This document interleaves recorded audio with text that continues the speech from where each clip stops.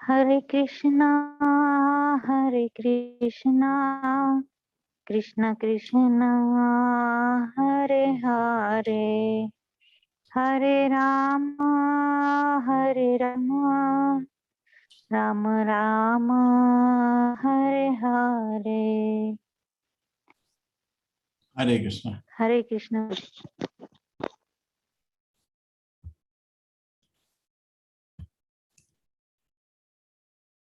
अभी बस 1 2 3 चैप्टर बचे हैं, 16 17 18 और छोटा चैप्टर है आज, एक कल की तरह हम लोग जल्दी खत्म कर देंगे। प्रभु जी, हमने माइंड कंट्रोल का कितना खत्म किया था? खत्म हो गया था हमारा? जी माइंड कंट्रोल खत्म हो गया था, खत्म कर लिया था हमने। जी पक्का? जी प्रभु जी कुछ वीडियो अगर आप, जैसे हम लोगों को पहली बार दिखाया था कुछ जो बड़े वो वीडियो दिखाने के लिए क्या है ना, वो आपको लाइव टेलीकास्ट बंद करना पड़ेगा, सब कॉपीराइटेड है। ओके, आप शेयर करो, मेरे से लिस्ट ले लो, शेयर करो, इनको आनंद करने दो।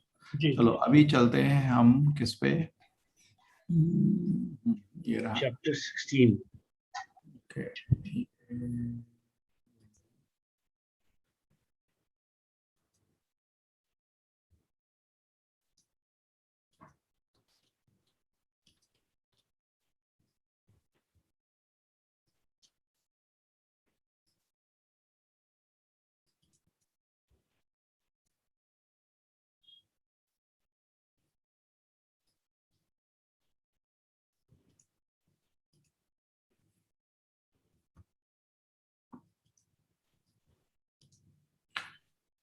तो गीता के अध्याय 18 अध्याय हैं। पहले अध्याय में 3 लोग युद्ध भूमि को अलग अलग तरीके से देख रहे थे। फिर दूसरे अध्याय में कृष्ण ने अर्जुन के सारे प्रश्नों का उत्तर कर दिया।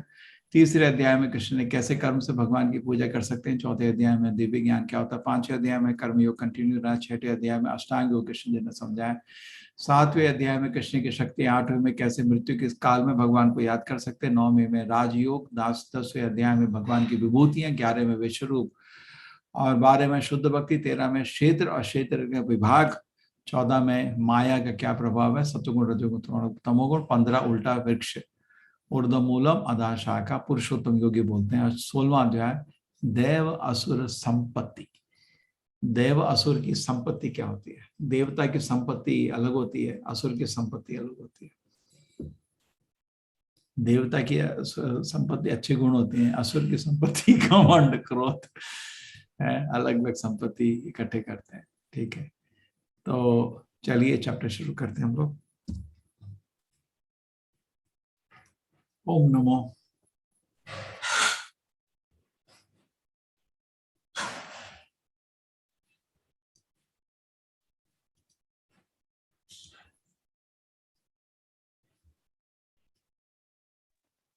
ओम नमो भगवते वासुदेवाय। हरे कृष्ण। प्रभु जी स्टार्ट करूं?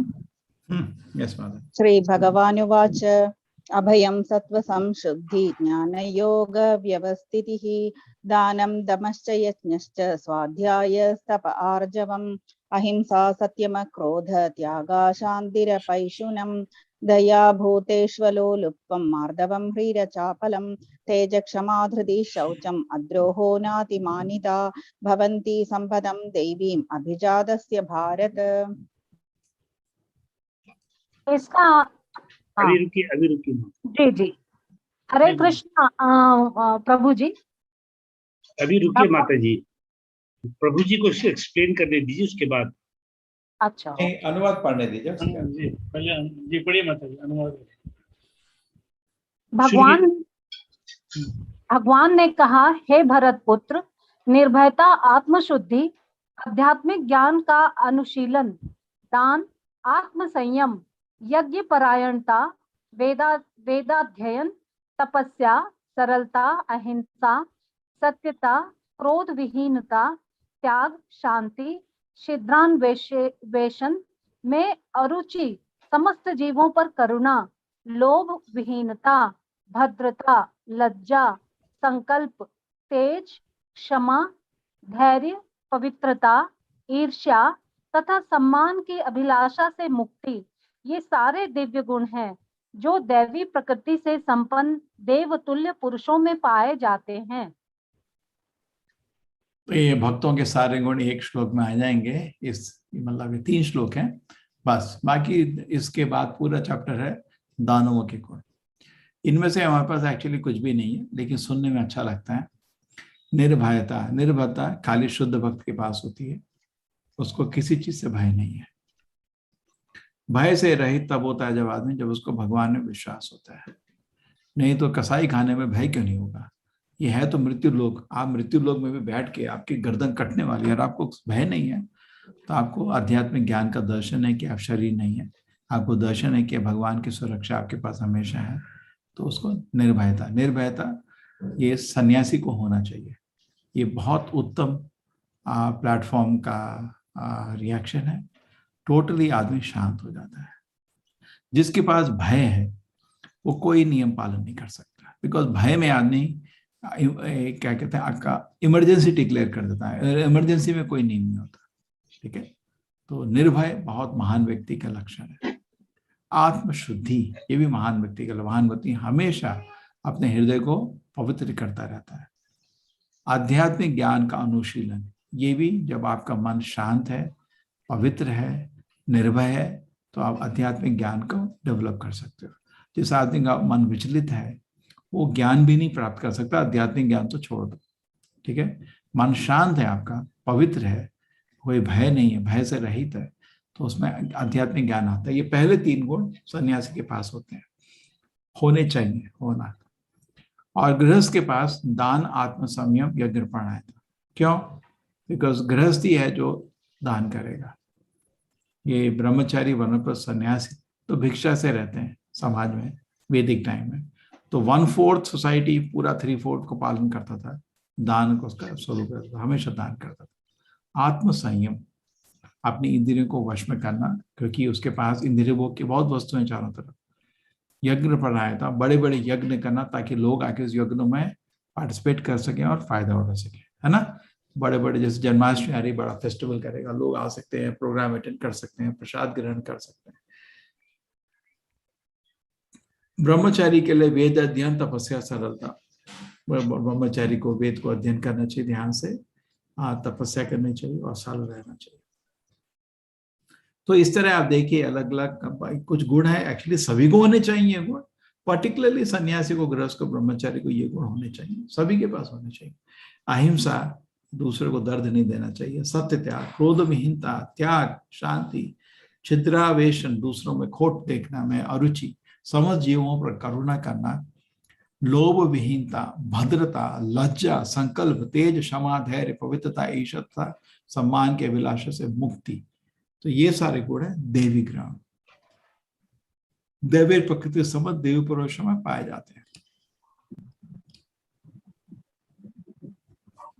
दम्भो दर्पोऽभिमानश्च क्रोधः पारुष्यमेव च अज्ञानं चाभिजातस्य पार्थ संपदमासुरीम्। माताजी सुमिता माता, हे प्रथा पुत्र, दंभ, दर्प, अभिमान, क्रोध, कठोरता तथा अज्ञान, ये सारे असुरी स्वभाव वाले गुण के गुण हैं। तो ये समझना तो बिल्कुल भी मुश्किल नहीं है। मुश्किल है? नहीं है मुश्किल ना। दम, दर्प, अभिमान सब है हमारे पास। जो पहली लिस्ट थी वो सुनने में अच्छी लगती है लेकिन मिलती नहीं है। ये तो सब है हमारे पास। अभिमान है, क्रोध है। कभी भी हम अपनी खोटों को नहीं ढूंढते, किसी दोस्त से पूछ लेगा, बता देगा आपको। आसुरी स्वभाव वालों के गुण। सभी लोग बोलते हैं मैं अच्छा आदमी हूँ, अच्छा आदमी हूँ, तो दुनिया में इतने हर दिन न्यूज़पेपर में इतने बुरी न्यूज क्यों आती है?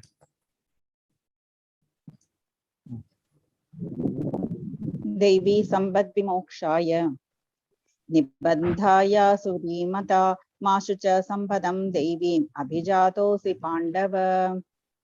हरे कृष्ण प्रभु जी। दिव्य गुण मोक्ष के लिए अनुकूल है और आसुरी गुण बंधन दिलाने के लिए है। हे पांडुपुत्र, तुम चिंता मत करो, क्योंकि तुम देवी गुणों से युक्त होकर जन्मे हो। ठीक है, तो दिव्य गुणों से आपने को मोक्ष मिलता है और आसुरी गुण से बंधन मिलता है। तो तुम चिंता मत करो, क्योंकि तुम देवी गुणों से ही, तुम्हारे पास खाली एक गुण है। कौन से गुण है तुम्हारे पास? देव। कोई चिंता करने की जरूरत नहीं है, ठीक है। तो अर्जुन को सर्टिफिकेट कृष्ण दे रहे हैं। पिछले चैप्टर में बोला था अनघा, सिनलेस, और अभी बोल रहे हैं तुम्हारे सारे अर्जुन देवी गुण है। तो पांडवों को कभी भी कोट नहीं ढूंढना, नरक जाओगे सीधा। जब भगवान सर्टिफिकेट दे रहे हैं तो पवित्र हो, तो हमको कोई हिम्मत भी नहीं होनी चाहिए उसमें कोट देने।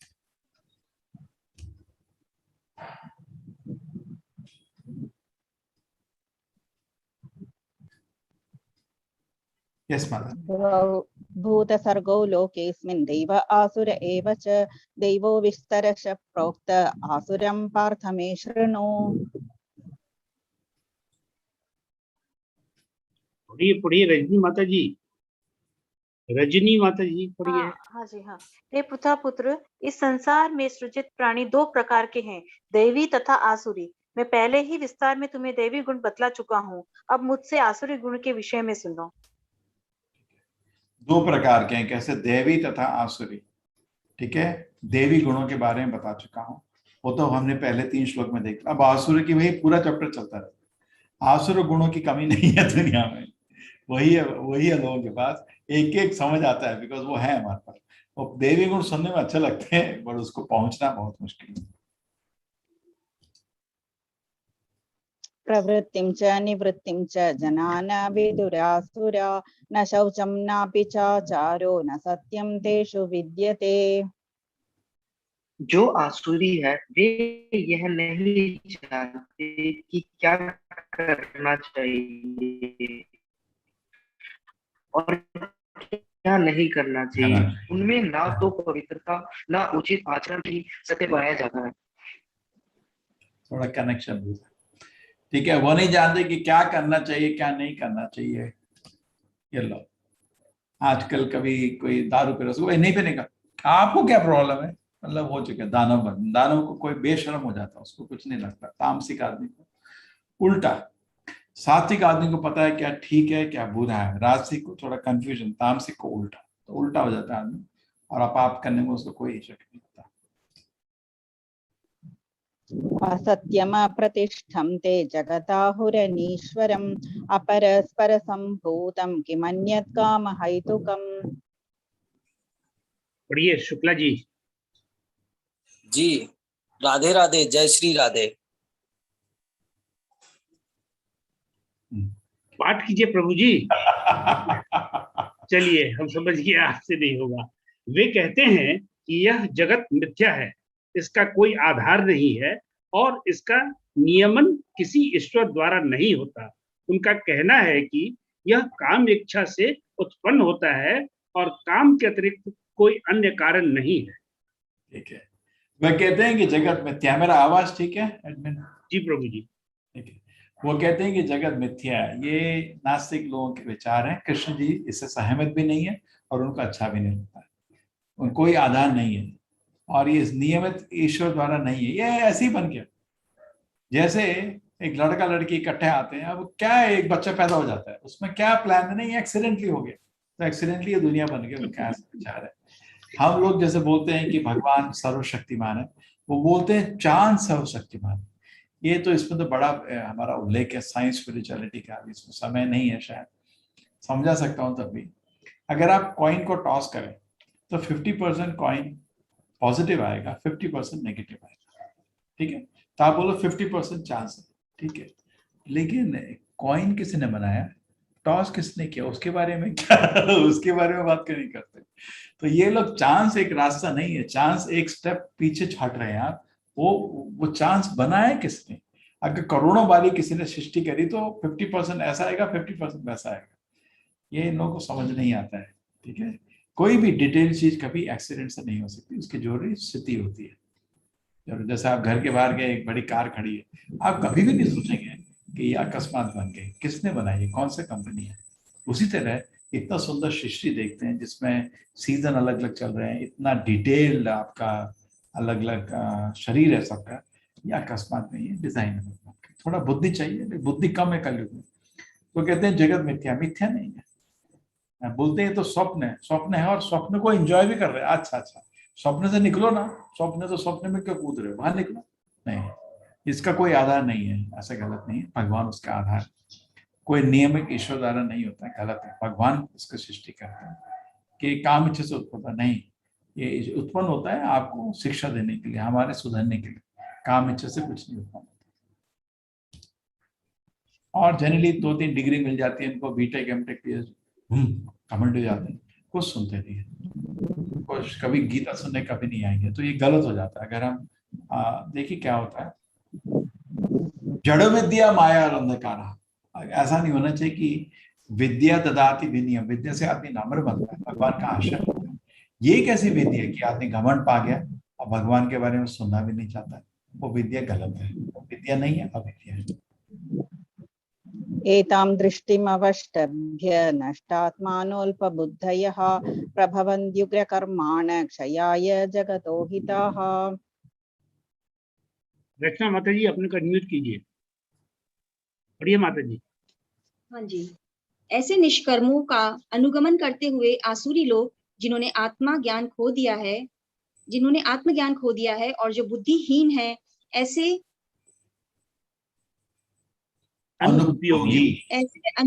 अनुपयोगी एवं भयावह कार्यों में प्रवृत्त होते हैं जो संसार का विनाश करने के लिए होता है। धन्यवाद। तो लोगों को दुनिया को नाश करने में कुछ कोई, जब आदमी बहुत ही विचलित होता है, बहुत डिस्टर्ब होता है, उसको शांति नहीं अच्छी लगती, वो सबको डिस्टर्ब करना चाहता है, कुछ जलाना चाहता है आगे। तो ठीक है, आसुरी लोगों के काम है, आत्मज्ञान खो दिया है, दिमाग नहीं उनके पास, ये बुद्धिहीन है, बुद्धि नहीं है, पता नहीं क्या कर रहे हैं। ठीक है, ऐसे भयावह कार्य से प्रवृत्त होते हैं कि संसार का विनाश करने में लग जाते हैं। अभी देखिए, अभी बड़े बड़े साइंटिस्ट लोग भी प्रेडिक्ट की, आज साइंस स्पिरिचुअलिटी नो प्रभु जी, ये जल्दी खत्म हो जाएगा, ऑलरेडी 9 आ गए। ठीक है, थोड़ा शुरुआत कर देता हूँ, कल कंक्लूड कर लूंगा, कल भी छोटा चैप्टर है, 18वां चैप्टर थोड़ा बड़ा है, उस दिन तो पूरा दिन लगेगा। ठीक है, तो लोग जिन्होंने आत्म बुद्धि है ना, अब ऐसे कार्य करते हैं कि दुनिया का नाश हो रहा है। जैसे हमारा देखिए ना, पूरा प्रकृति नष्ट हो गया है ना, एयर पॉल्यूशन, वाटर पॉल्यूशन। आप दिल्ली के पास आपने कितने यमुना का हाल देखा है, कितनी शुद्ध नदी थी, वो सबसे पवित्र नदी मानी जाती है, भगवान ने उसमें खुद खेला है। एक्चुअली कुछ हिसाब से यमुना गंगा से ही पवित्र है, क्योंकि गंगा को भगवान के चरण छुए हैं वामन देव के, यमुना में तो कृष्ण जी खुद खेले हैं। ठीक है, इतना पवित्र नदी होने के बावजूद उसका पानी का क्या हाल है, ये गलत काम नहीं है ना। ऐसा क्या कर दिया हम लोग इतना गंदा, ये क्या मतलब, पानी खत्म, हवा खत्म, जमीन खत्म, ये क्या, तो ये मूर्खों के काम है। ठीक है, ये संसार का विनाश कर रहे हैं। काममाश्रित्य दुष्पूरं दम्भमानमदान्विताः मोहाद् गृहीत्वा सद्ग्राहान् प्रवर्तन्ते शुचिव्रताः। कभी न संतुष्ट होने वाले, काम का आश्रय लेकर तथा गर्व के मद एवं मिथ्या प्रतिष्ठा में डूबे हुए आश्री लोग इस तरह मोहग्रस्त होकर सदैव क्षणभंगुर वस्तुओं के द्वारा अपवित्र कर्म का व्रत लिए रहते हैं। ठीक है, कभी ना संतुष्ट होने वाले, काम का आश्रय लेके गर्व के मत तथा मिथ्या प्रतिष्ठा में डूबे हुए लोग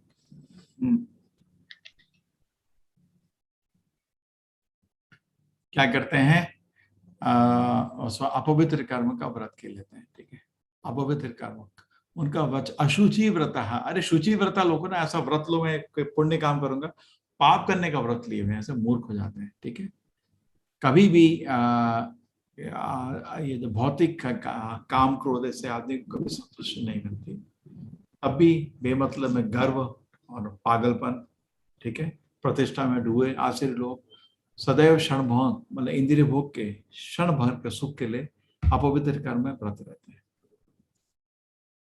देखिए, को शर्म नहीं आती सब काम में, कुत्ते बिल्ली जैसे काम करते हैं, कोई शरीर। अरे जानवर भी दारू नहीं पीता, तुमसे अच्छा है वो, इसलिए जानवर लोगों को देखो, आजकल मनुष्य ज्यादा सुख है, जानवर जुआ नहीं करता।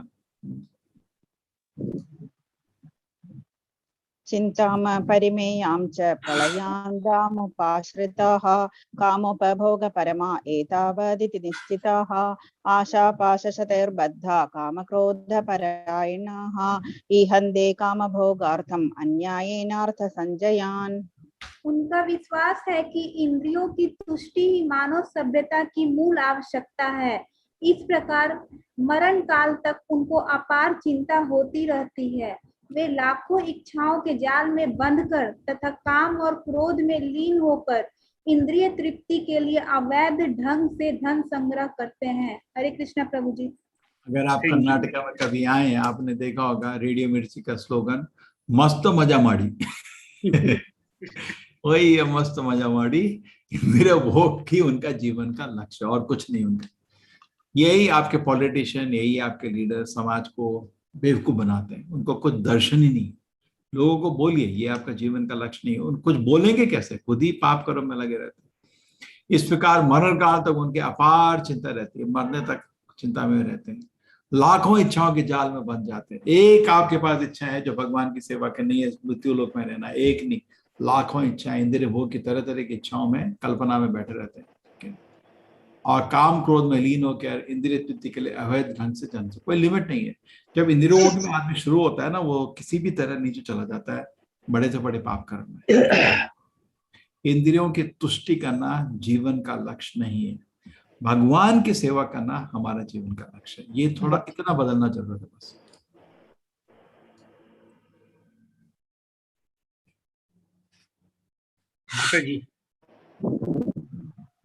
इदमद्य मया लब्धम् इमं प्राप्स्ये मनोरथम् इदमस्ति इदमपि मे भविष्यति पुनर्धनम् असौ मया हतः शत्रु हनिष्ये च परानपि ईश्वरोऽहमहं भोगी सिद्धोऽहं बलवान् सुखी आढ्यो बीजनवान् अस्मि कोऽन्योऽस्ति सदृशो मया यक्ष्ये दास्यामि मोदिष्ये इत्यज्ञान विमोहिताः। हरे कृष्ण प्रभु जी। हरे कृष्ण प्रभु जी। हरे कृष्ण। आसुरी व्यक्ति सोचता है कि आज मेरे पास इतना धन है और अपनी योजनाओं से मैं और अधिक धन कमाऊंगा। इस समय मेरे पास इतना है, किंतु भविष्य में यह बढ़कर और अधिक हो जाएगा। वह मेरा शत्रु है और मैंने उसे मार दिया है और मेरे अन्य शत्रु भी मार दिए जाएंगे। मैं सभी वस्तुओं का स्वामी हूँ, मैं भोक्ता हूँ, मैं सिद्ध शक्तिमान तथा सुखी हूँ, मैं सबसे धनी व्यक्ति हूँ और मेरे आसपास मेरे कुलीन संबंधी हैं। कोई अन्य मेरे समान शक्तिमान तथा सुखी नहीं है। मैं यज्ञ करूंगा, दान दूंगा और इस तरह आनंद मनाऊंगा। इस प्रकार ऐसे व्यक्ति अज्ञानतावश मोहग्रस्त होते रहते हैं। हरे कृष्ण प्रभु जी। हरे कृष्ण, धन्यवाद। ये ट्रांसलेशन बहुत अच्छा है। आपके पास ट्रांसलेशन था? हाँ ठीक है। तो मेरे पास इतना धन है और बढ़ जाएगा, इसमें क्या गलत है भाई? हम तो सभी लोग ऐसा सोचते हैं, क्या गलत है? क्योंकि इधर हमारा फोकस नहीं होना चाहिए। आज मेरे को भगवान में इतना शरणागति है और मेरा कल बढ़ जाएगा, ये भक्त का दृष्टि है। जो ऐसे इंद्रिय भोग में अपना विचार करता रहता है, जरूर एक दिन पाप करेगा, इससे भाई इतना है भविष्य में और बढ़ जाएगा, ये सब नहीं, भक्त नहीं सोचता है। कर्तव्य अनुसार अपना कर्म करिए और उसके साथ अपना फोकस रहेगा भक्ति की बढ़ाने। जो मिला प्रसाद के रूप में स्वीकार करिए। मेरा शत्रु, मैंने उसको मार दिया। भक्ति का कोई शत्रु नहीं था, सभी को अच्छा सोचता है, माफ कर देता है। किसी गलती भी तो उसको माफ कर देता, उसको मारता नहीं। ठीक है, मैं सभी वस्तुओं का स्वामी है, तुम एक दास हो वस्तुओं के स्वामी। भोक्ता नहीं हो तुम, भोक्ता भगवान है। क्या है वो दिमाग? मैं सिद्ध, क्या सिद्ध हो तुम? शक्तिमान। मजाक, मैं सुखी हूँ। अच्छा, अभी किसी को पूछे कैसे हो? आई एम फाइन, है ना आजकल का story. How are you? I am fine. कैसे फाइन हो? कसाई खाने की तलवार सिर पे पड़ने वाली एक फाइन है। ऐसे मूर्ख लोग। मैं सुखी हूँ, सबसे धनी व्यक्ति हूँ, मजाक नहीं कर, सबसे धनी व्यक्ति। मेरे आसपास के कुलीन संबंधी हैं, सब जगह लोग अच्छे लोग हैं। हम तो चाइना में प्रचार कर रहे हैं, पाकिस्तान में प्रचार करेंगे, हमको तो सब जगह अच्छे लोग दिखते हैं। वो ऐसा नहीं है कि आप ही अच्छे हैं और आपके भाई अच्छे हैं, सब जगह अच्छे लोग हैं। कोई अन्य मेरे समान शक्तिमान तथा सुखी नहीं है, ऐसा कोई जरूरत नहीं सोचने का। मैं यज्ञ करूंगा, तुम्हारा यज्ञ कौन स्वीकार कर रहा है? यज्ञ तो भगवान को प्रसन्न करने होता है। दानव का यज्ञ भगवान मुंह पे फेंकते, उनको कोई इंटरेस्ट नहीं है। दान दूंगा, क्या करोगे तुम्हारा दान? खाली डिंग मारोगे, कुछ नहीं करते। इस तरह आनंद मनाऊंगा। इस प्रकार ऐसे व्यक्ति अज्ञानवश मोहग्रस्त होते रहते हैं। ठीक है, आपके ये 3 एग्जाम्पल है इन चीजों के। अनेक चित्त विभ्रांता मोहजाल समावृता प्रसक्ता कामभोगेषु पतन्ति नरकेषु च। हरे कृष्ण प्रभु जी। हरे कृष्ण। इस प्रकार अनेक चिंताओं से उद्विग्न होकर तथा मोह जाल में बंधकर वे इंद्रिय भोग में अत्यधिक आसक्त हो जाते हैं और नरक में गिरते हैं। हरे कृष्ण प्रभु जी। हरे कृष्ण। तो क्या करते हैं वो? अनेक चिंताओं से मोह जाल में बंधकर इंद्रिय अत्यधिक आसक्त हो जाते हैं और अपना नरक का रास्ता बना देते हैं। तो देखिए भगवान को पसंद नहीं है ऐसी चीजें, है ना। भक्त यही सोचता है, भगवान आपका सेवा करने का आज अवसर है, मैं कोशिश करूंगा। रात को मैं ढंग से सेवा नहीं कर पाया, कर मैं और करूंगा। भगवान आपने बहुत कृपा दी, बहुत कुछ मेरे को समझ आने लगा है, मेरा मन और शक्तिवान हो गया है, अभी आप कर्म नहीं करता। ऐसे इधर उसका दिमाग इधर है, ठीक है, लेकिन इंद्रिय भोग में जो आदमी पड़ता है पागल हो जाता है, ठीक है, अत्यधिक आसक्त हो जाता है और नरक में जाता है। आप जितना अपने मन को ढील देंगे उतना आपको पागल कर देगा, जितने अपने मन को स्ट्रिक्ट हो जाएंगे उतना आपको शांति और खुशी मिलेगी। अब आपके हाथ में। आत्मसंभाविता स्तब्धा धनमान नमदान्विताः यजन्ते नाम यज्ञैस्ते दम्भेन विधिपूर्वकम्। दीपाली माता जी। हाँ पाठ तो, लेकिन सर इसमें दूसरा श्लोक मैम ने पढ़ा है और यहाँ पे दूसरा दिख रहा है स्क्रीन पर। हाँ यहाँ पे 18 दिख रहा है। नहीं श्लोक देखे। अच्छा यहाँ 18 दिखाई दे रहा है। तो ठीक है, मैं पढ़ देता हूँ। अपने को श्रेष्ठ मानने वाले तथा सदैव घमंड करने वाले, संपत्ति तथा मिथ्या प्रतिष्ठा से मोहग्रस्त लोग किसी विधि विधान का पालन न करते हुए कभी कभी नाम मात्र के लिए बड़े ही गर्व के साथ यज्ञ करते हैं।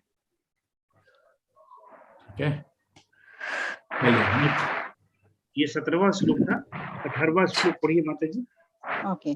अहंकारं बलं दर्पं कामं क्रोधं च संश्रिताः मामात्मा परदेहेषु प्रद्विषन्दोऽभ्यसूयकाः। मिथ्या अहंकार, बल, दर्प, काम तथा क्रोध से मोहित होकर आसुरी व्यक्ति अपने शरीर में तथा अन्यों के शरीर में स्थित भगवान से ईर्ष्या और वास्तविक धर्म की निंदा करने लगते हैं। हरे कृष्ण। Thank you.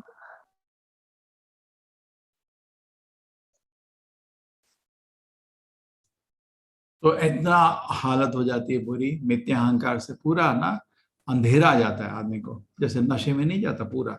बल, दर्प, काम, क्रोध से मोहित होकर आसुरी व्यक्ति क्या होता है, अपने शरीर में दूसरे भगवान से ईर्ष्या और वास्तविक धर्म की निंदा करने लगते हैं। ठीक है।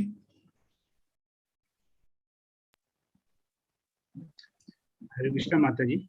और किसका एग्जाम्पल है इधर? शिशुपाल का, है ना। भगवान सामने खड़े हैं, रासु यज्ञ था, सब लोग भगवान की पूजा कर रहे हैं और इसका दिमाग खराब हो गया था। ठीक है। तो ऐसे कलयुग में बहुत शिशुपाल मिलते हैं आजकल था ना, क्या कहते हैं, रावण लीला गा रहे थे लोग, राम लीला गा रहे। ये शिशुपालों की कोई कमी नहीं है दुनिया में। तानहं द्विषत क्रूरान् संसारेषु नराधमान् क्षिपाम्यजस्रमशुभान् आसुरीष्वेव योनिषु। प्रशांत खामरा प्रभु जी, अपने को म्यूट कीजिए, पाठ कीजिए प्रभु जी। जो लोग ईर्ष्यालु तथा क्रूर और नराधम है, उन्हें मैं निरंतर विभिन्न आसुरी योनियों में भवसागर में डालता रहता हूँ। Thank you.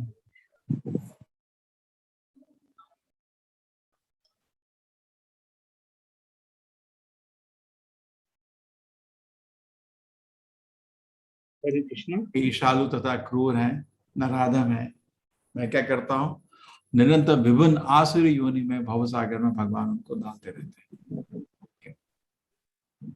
कोई उनका एस्केप नहीं है। तो उसका परिणाम ही मिल रहा है। ऐसा नहीं मैं कुछ भी कर सकता हूँ, मेरे को भगवान ने स्वतंत्रता दी है। देखो आप गाड़ी चला रहे हो, स्वतंत्रता नहीं है। अगर नियम फॉलो नहीं करोगे तो पिटाई होगी, नियम फॉलो करोगे बचोगे। तो भगवान के नियम दिए, शास्त्र में भगवान के नियम दिए, उनका पालन करिए तो आपका जीवन सफल रहेगा। लेकिन नियम नहीं फॉलो करोगे डंडे पड़ेंगे। ठीक है, आपको भगवान आसुरी योनि में डाल देंगे। आसुरीं योनिमापन्ना मूढ़ा जन्मनि जन्मनि माम प्राप्यैव कौन्तेय ततो यान्त्यधमां गतिम्। हे कुंती पुत्र, ऐसे व्यक्ति आसुरी योनि में बारंबार जन्म ग्रहण करते हुए कभी भी मुझ तक पहुंच नहीं पाते। वे धीरे धीरे अत्यंत अधम गति को प्राप्त होते हैं। ठीक है, तो कभी भी भगवान के पास ये लोग नहीं पहुंच पाते और ठीक है अधम गति को प्राप्त होते हैं। तो क्या फायदा हुआ?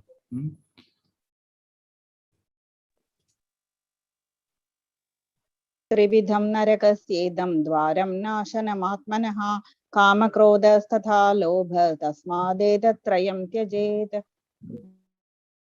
देखिए, नरक हाँ बोलिए माता जी। हरे कृष्ण प्रभु जी, इस नरक के 3 द्वार हैं, काम, क्रोध और लोभ।